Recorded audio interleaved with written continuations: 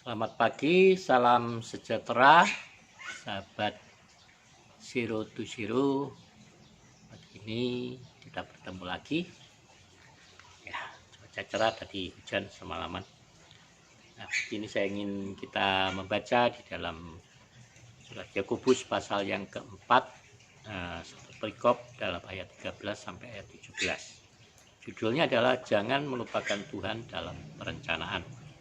Jadi sekarang hai kamu yang berkata hari ini atau besok kami berangkat ke kota Anu dan di sana kami akan tinggal setahun dan berdagang jika mendapat untung, sedang kamu tidak tahu apa yang akan terjadi besok. Apakah arti hidupmu? Hidupmu itu sama seperti uap yang sebentar saja kelihatan lalu lenyap. Sebenarnya kamu harus berkata, jika Tuhan menghendakinya kami akan hidup dan berbuat ini dan itu. Tetapi sekarang kamu memegahkan diri dalam dongkakmu, dan semua yang kemegahan yang demikian adalah salah.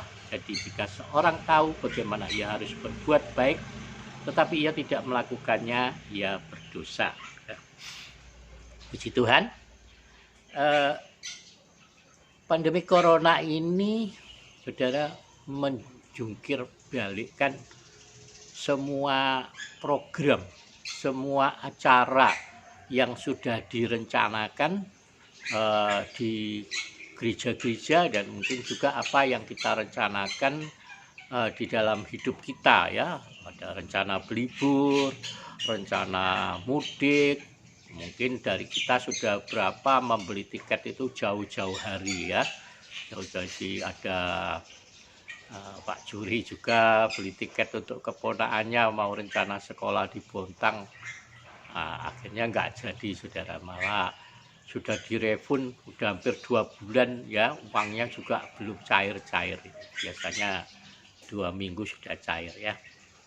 Nah, jadi kita melihat bahwa segala sesuatu ini kalau Tuhan tidak izinkan, ya nggak bisa terjadi di dalam hidup kita. Jadi kita harus belajar untuk senantiasa memahami, saudara, setiap rencana kehendak Tuhan yang baik dalam hidup kita. Kadangkala ada penundaan. Nah, saat ada penundaan, apa respon saudara? Apa saudara marah, kesal, begitu, memaki-maki, ya, dan seterusnya. Tapi apakah saudara bisa menerima itu dengan baik, dengan rasa syukur, meskipun mungkin saudara mengalami sedikit kerugian atau banyak kerugian, ya. Tapi kita bisa melihat apa yang baik, ya, dengan penundaan itu. Kita bisa mengisi waktu, ya, di dalam penundaan itu dengan hal yang positif yang dapat membangun iman kita dan menjadi berkat untuk sesama kita, ya. Jadi disinilah kita perlu merendahkan hati dan mengerti bahwa Tuhanlah yang berkuasa atas kehidupan kita masing-masing, apalagi kita sebagai orang percaya, ya. Nah, kita boleh merencanakan segala sesuatu, tetapi Tuhan juga yang menentukan bagaimana hasil, ya, akhirnya atau apa yang akan terjadi sesudah itu. Jadi kita bersyukur kepada Tuhan bahwa dengan saya sendiri, dengan penundaan, semua penundaan, ya, acara-acara kegiatan pelayanan keluar, saya banyak mendapatkan hari-hari yang baik, kebersamaan yang semakin berkualitas dengan istri, dengan keluarga, ya.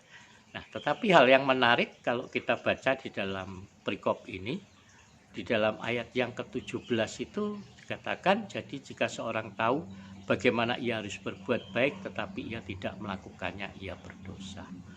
Jadi semua hal kita bisa tunda, tapi ada satu hal yang kita harus belajar untuk tidak menundanya, yaitu apa? Berbuat baik, saudara, ya. Berbuat baik, baik itu berbuat baik untuk diri kita sendiri di dalam hal ini waktu-waktu pandemi corona ini, jangan menunda-nunda untuk berbuat baik. Berbuat baik apa? Kalau selama ini yang malas baca Alkitab, ayo baca Alkitab. Yang malas memuji Tuhan, malas berdoa, malas membangun persekutuan, keintiman dengan Tuhan secara pribadi atau kebersamaan beribadah dengan keluarga. Ayo saudara, Ya, bangun keintiman itu. Jangan tunda untuk berbuat baik, itu untuk diri saudara sendiri loh ya. Membaca firman Tuhan, menemukan firman Tuhan, membangun keintiman persekutuan dengan Tuhan, itu gunanya untuk kita sendiri saudara, bukan untuk orang lain ya, untuk membangun iman kita secara pribadi saudara, dan terlebih akan memberikan kepada kita ketenangan sehingga kita bisa berusaha, bisa bekerja dengan lebih baik di dalam penyertaan pimpinan dan pengurapan Tuhan, saudara. Hal yang kedua adalah berbuat baik juga kepada sesama, saudara. Mari kita berbuat baik kepada keluarga, pada istri, anak-anak dengan lebih memperhatikan kebutuhan-kebutuhan mereka ya. Ini saatnya berbuat baik. Kadang berbuat baik itu memang harus dipaksakan saudara ya, apalagi kalau berbuat baik buat orang yang menjengkelkan kita atau orang yang suka merugikan kita begitu. Kadang-kadang terus terang aja, saya kalau sudah menghadapi orang yang menyebalkan juga kadang kesal juga saudara ya, kadang rasanya malas semua berbuat baik. Tapi puji Tuhan ada orang-orang yang selalu mengingatkan saya saudara, selalu menegur saya di dalam kasih untuk saya tetap terus berbuat baik. Nah ini berbuat baik itu, mentaati kehendak Tuhan itu ya perlu keberanian, perlu dorongan, perlu paksaan untuk mentaati kehendak Tuhan. Saya selalu katakan taat itu bukan masalah kerelaan hati ya. Taat itu adalah mempercayai bahwa Tuhan sedang bekerja di situ, mempercayai tentang rencana Tuhan yang baik meskipun semua keadaan buruk, mempercayai bahwa Tuhan selalu punya rencana yang baik bagi setiap orang ya, mempercayai bahwa Tuhan bisa pakai kita untuk menyelamatkan orang lain. Ini satu kesaksian seperti yang kemarin saya bilang itu ya, waktu itu saya butuh uang jual ayam, lalu habis saya jual ayamnya saudara, saya ingin beli beras, baru nyampe rumah saudara, di depan rumah ada orang yang dengan wajah yang senyum-senyum gitu, cengar-cengir saudara, lihat saya dan saya tahu apa maksud ini orang ini sudah.